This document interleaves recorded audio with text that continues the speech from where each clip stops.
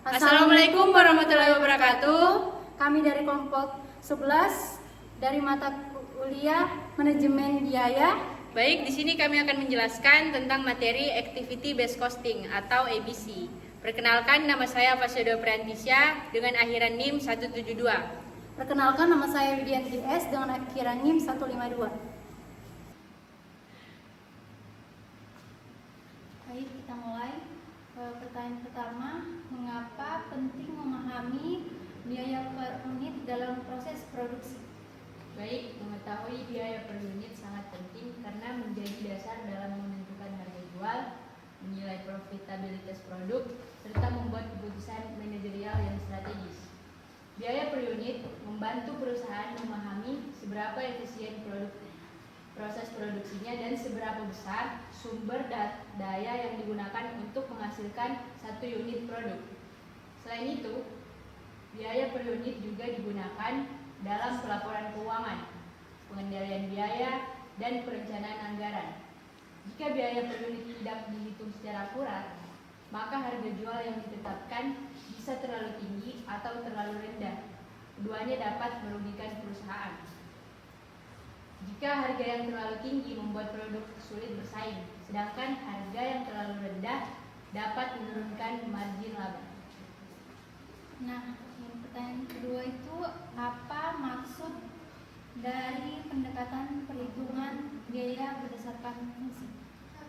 Baik, pendekatan berbasis fungsi adalah sistem tradisional yang menelusuri biaya ke produk melalui departemen atau fungsi organisasi seperti produksi, pemeliharaan, dan administrasi.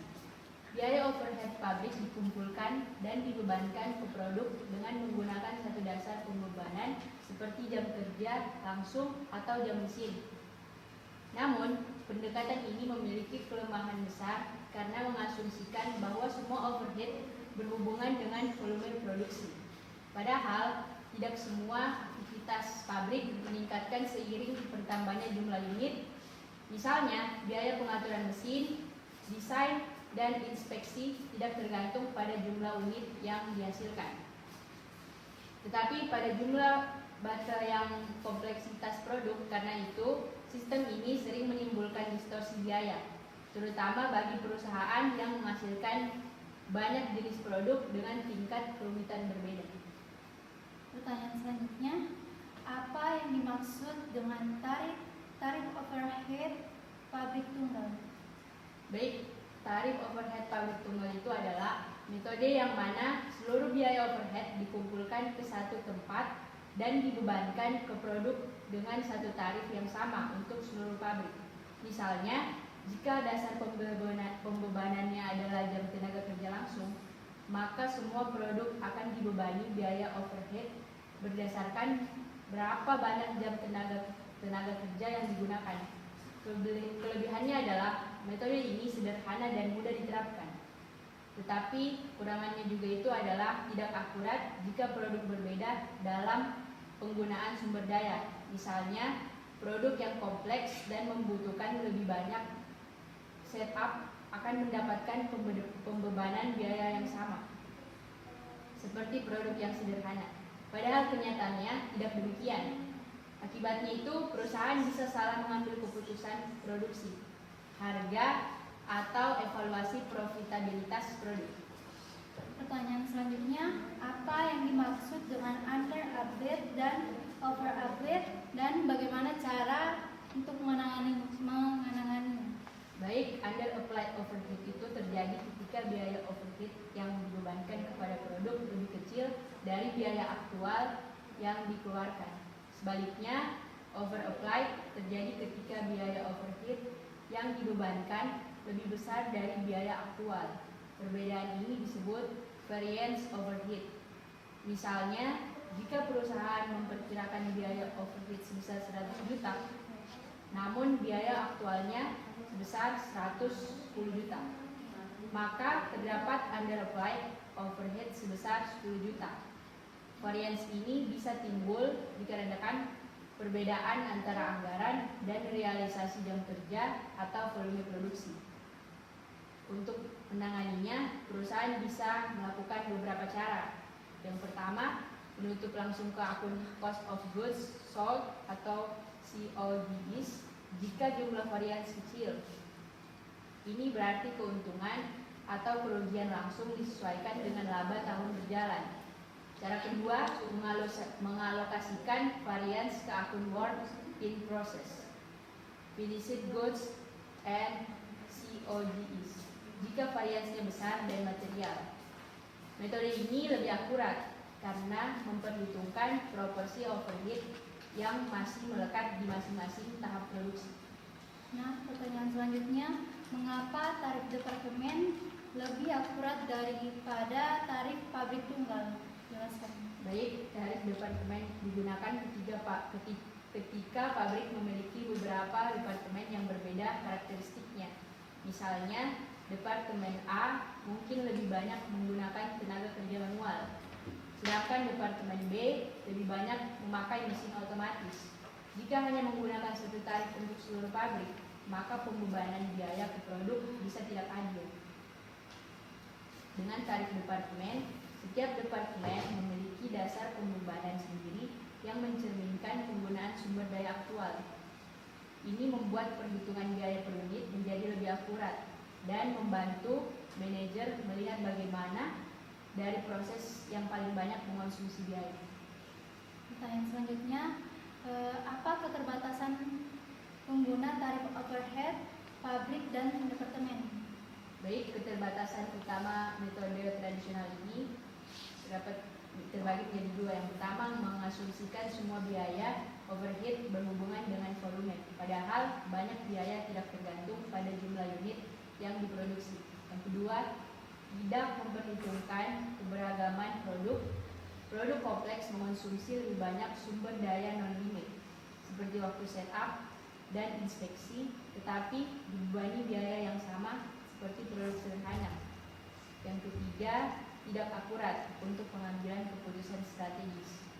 Perusahaan mungkin menganggap produk tertentu menguntungkan padahal sebenarnya merugikan karena biaya yang dibebankan tidak mencerminkan konsumsi aktivitas yang sebenarnya. Oleh karena itu, muncul sistem Activity Based Costing atau biasa yang dikenal sebagai ABC untuk memperbaiki distorsi tersebut. Pertanyaan selanjutnya, jelaskan ke saya apa yang dimaksud dengan biaya overhead non-unit. Baik, biaya overhead non-unit itu adalah biaya yang tidak berubah secara proporsional terhadap jumlah unit yang diproduksi. Contohnya meliputi biaya setup mesin, biaya pengawasan batch, desain produk, atau biaya inspeksi kualitas.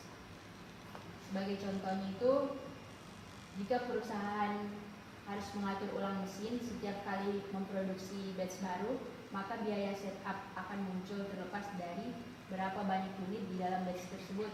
Jadi, penggerak biayanya bukan jumlah unit, melainkan jumlah batch. Sistem tradisional tidak dapat menangkap hubungan ini, sehingga sering menyebabkan produk dengan volume rendah dibebani terlalu sedikit biaya. Nah, pertanyaan selanjutnya, apa yang dimaksud dengan produk diversity dan mengapa hal itu timbul dalam histori biaya? Baik, produk diversity atau keberagaman produk berarti perusahaan memproduksi berbagai jenis produk dengan tingkat kerumitan, ukuran batch, dan kebutuhan sumber daya yang berbeda.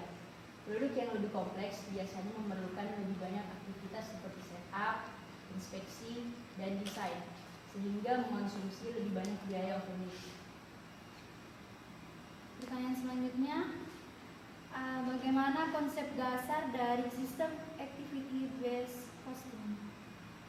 Baik, activity based costing atau ABC adalah sistem yang menelusuri biaya dari sumber daya ke aktivitas lalu dari aktivitas ke produk. Konsep utamanya adalah bahwa aktivitas mengonsumsi sumber daya dan produk mengonsumsi aktivitas. Dengan kata lain, biaya tidak langsung atau overhead ditelusuri secara lebih akurat ke produk berdasarkan aktivitas yang benar-benar digunakan untuk membuat produk tersebut. Contohnya, jika produk A membutuhkan 10 kali setup mesin dan produk B hanya 2 kali, maka produk A akan menerima porsi biaya setup yang lebih besar. Sistem ini membuat biaya per unit menjadi lebih realistis dan membantu manajemen memahami aktivitas mana yang paling banyak menyerap biaya. Baik, pertanyaan selanjutnya, mengapa identifikasi aktivitas menjadi langkah penting dalam sistem ABC? Menjadi langkah penting itu karena aktivitas adalah jembatan antara sumber daya dan produk. Tanpa mengetahui aktivitas apa saja yang dilakukan dalam proses produksi, perusahaan tidak bisa menelusuri biaya secara akurat. Langkah pertama dalam ABC itu adalah membuat daftar aktivitas seperti pengaturan mesin, pemindahan bahan, inspeksi, dan perancangan produk. Setelah itu, setiap aktivitas dikelompokkan berdasarkan levelnya. Yang pertama, unit level. Terjadi setiap kali unit dibuat, misalnya penggunaan bahan. Yang kedua, batch level. Terjadi setiap kali batch diproses, misalnya setup mesin. Yang ketiga, produk level. Mendukung produk tertentu, misalnya desain. Facility level mendukung seluruh aktivitas pabrik, misalnya biaya listrik dan keamanan. Jadi pengelompokan ini membantu menelusuri biaya sesuai dengan penyebabnya, bukan sekedar volume produksi. Pertanyaan selanjutnya, bagaimana jika biaya sumber daya ditugaskan ke aktivitas dan dari aktivitas ke produk? Baik, dalam sistem ABC, proses penugasan biaya terjadi 2 tahap. Yang pertama, menugaskan biaya sumber daya seperti gaji karyawan, listrik, bahan pembantu ke aktivitas yang menggunakannya. Biasanya ini dilakukan menggunakan resource drivers, misalnya jam kerja atau luas ruang kantor. Tahap kedua, menugaskan biaya aktivitas ke produk menggunakan activity drivers, misalnya jumlah setup, jumlah batch, atau jumlah inspeksi. Jadi dengan 2 tahap ini, setiap produk hanya dibebani biaya aktivitas yang benar-benar digunakannya. Hal ini membuat hasilnya jauh lebih akurat daripada metode tradisional. Pertanyaan selanjutnya, apa manfaat utama dari penerapan sistem ABC bagi perusahaan? Baik, manfaat utama sistem ABC membantu perusahaan yang terbagi menjadi 2. Yang pertama, menentukan biaya produk secara akurat dengan menelusuri overhead ke aktivitas yang relevan.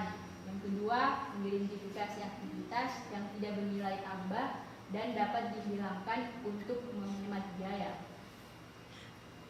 Yang ketiga, meningkatkan pengambilan keputusan seperti penetapan harga, desain produk, dan strategi produksi. Yang keempat, mendukung continuous improvement atau perbaikan berkelanjutan dengan memberikan wawasan mengenai aktivitas yang paling boros sumber daya. Jadi dengan demikian, ABC tidak hanya sistem akuntansi biaya, tetapi juga alat manajemen yang mendorong efisiensi dan profitabilitas. Pertanyaan selanjutnya, bagaimana cara mengurangi kompleksitas sistem ABC tanpa mengorbankan akurasi? Baik, salah satu tantangan ABC itu adalah banyaknya data dan aktivitas yang harus dilacak. Untuk mengatasinya, perusahaan dapat menggunakan 2 pendekatan. Yang pertama, approximately relevant ABC system. Itu dia hanya fokus pada aktivitas besar yang signifikan terhadap total biaya, sementara aktivitas kecil digabung atau diabaikan. Yang kedua itu adalah accurate reduced ABC system. Itu dia mengurangi jumlah cost driver dengan memilih driver yang paling berpengaruh. Pendekatan ini membantu perusahaan menjaga keseimbangan antara akurasi dan efisiensi pengelolaan sistem. Nah, pertanyaan selanjutnya, apa hubungan antara sistem ABC dan database? Baik, sistem ABC itu memerlukan database yang besar dan terintegrasi untuk mencatat hubungan antara sumber daya, aktivitas, dan produk. Biasanya database ABC menyimpan data biaya, jumlah aktivitas, serta driver yang digunakan untuk menelusuri biaya. Tanpa database yang baik, produk penghitungan akan lambat dan sulit dipertanggungjawabkan. Jadi, dengan database terpusat, perusahaan dapat memperbarui data biaya secara real time dan menggunakannya untuk analisis manajerial seperti evaluasi profitabilitas atau efisiensi aktivitas. Pertanyaan selanjutnya, bagaimana hubungan antara sistem ABC dan ERP? Baik, ERP adalah sistem informasi terintegrasi yang menghubungkan seluruh fungsi perusahaan mulai dari produksi, keuangan, hingga pemasaran. Sistem ERP menyediakan data transaksi yang operasional yang sangat dibutuhkan oleh ABC untuk menghitung biaya secara akurat. Integrasi ABC dengan ERP memungkinkan perusahaan melakukan analisis biaya langsung dari data aktual tanpa harus mencatat ulang secara manual. Jadi hasilnya adalah proses perhitungan yang lebih cepat, transparan, dan efisien. Sekaligus juga mendukung pengambilan keputusan strategis berbasis data. Pertanyaan selanjutnya, apa yang dimaksud dengan penetapan biaya berbasis fungsi? Baik, penetapan biaya berbasis fungsi itu merupakan pendekatan tradisional dalam akuntansi biaya, di mana biaya produk dihitung berdasarkan fungsi-fungsi dalam pabrik seperti produksi, perakitan, atau pemeliharaan. Dalam sistem ini, produk hanya dibebangi biaya manufaktur yang terdiri dari dua kelompok, yaitu biaya langsung dan biaya tidak langsung atau overhead. Biaya langsung atau direct cost mencakup bahan baku langsung dan tenaga kerja langsung yang dapat dengan mudah ditelusuri ke produk tertentu. Kedua itu biaya overhead. Indirect cost meliputi biaya yang tidak bisa ditelusuri langsung ke produk seperti biaya listrik, penyusutan mesin, gaji supervisor, dan biaya pemeliharaan.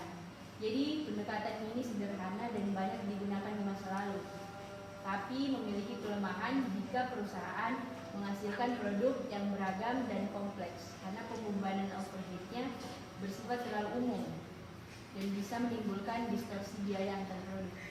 Pertanyaan selanjutnya, mengapa biaya overhead sering dianggap sebagai masalah dalam sistem biaya berbasis fungsi? Biaya overhead sering dianggap masalah itu karena masalah muncul karena biaya overhead tidak dapat ditelusuri secara langsung ke produk tertentu. Biaya overhead bersifat mendukung keseluruhan proses produksi seperti biaya utilitas, pabrik, pengawasan, dan pemeliharaan mesin. Jadi untuk membebankan biaya tersebut ke produk digunakan dasar alokasi tertentu seperti jam kerja langsung atau jam mesin. Namun dasar tersebut seringkali tidak mencerminkan konsumsi aktivitas yang sebenarnya oleh masing-masing produk. Jadi akibatnya yang pertama itu produk sederhana yang sedikit menggunakan sumber daya bisa mendapatkan beban biaya overhead yang terlalu tinggi. Yang kedua, produk kompleks yang sebenarnya banyak memakai aktivitas bisa justru dibebani biaya yang terlalu kecil. Distorsi ini juga menyebabkan informasi biaya produk menjadi tidak akurat dan keputusan manajerial seperti penentuan harga atau efisiensi produk bisa menjadi keliru. Pertanyaan selanjutnya, apa yang dimaksud dengan tarif overhead pabrik tunggal?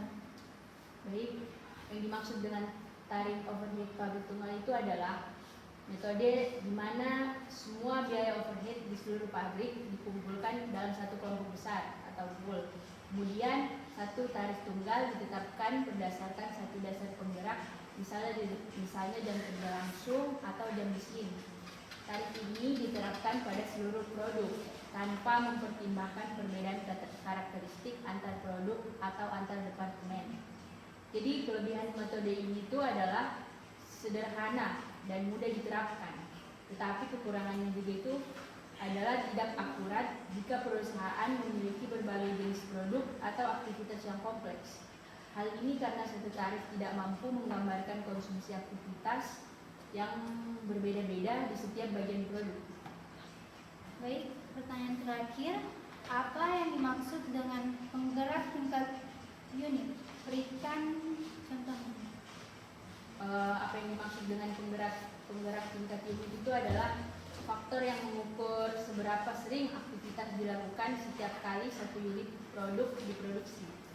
Artinya, aktivitas akan bertambah seiring bertambahnya jumlah unit yang dibuat.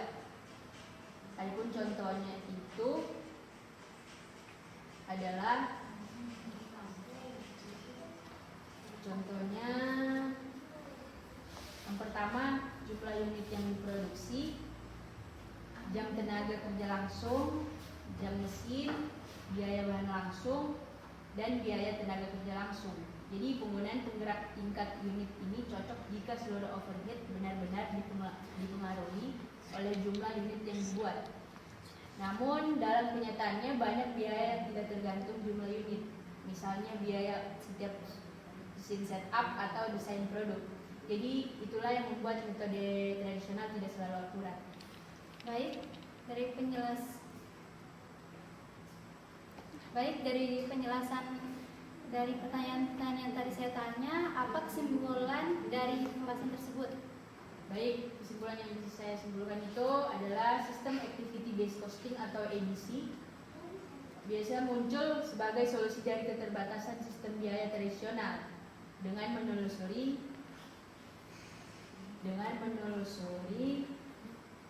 biaya